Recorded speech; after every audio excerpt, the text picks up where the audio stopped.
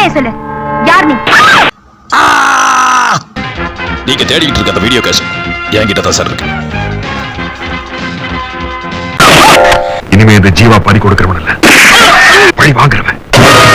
Sir please, என் வார்த்தை நம்புங்க. அந்த வீடியோ கேசட் நான் தான் வச்சிருந்தேன். ஆனா அது இப்ப என்கிட்ட இல்ல, என் கையை விட்டு போயிடுச்சு. ஹலோ, பரந்தாமனுக்கு சோஸ்திரம்.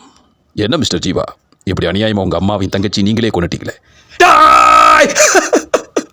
இனிமே அந்த கேசட் எங்க கிடைச்சாலும் உங்ககிட்ட கொடுக்க மாட்டேன்.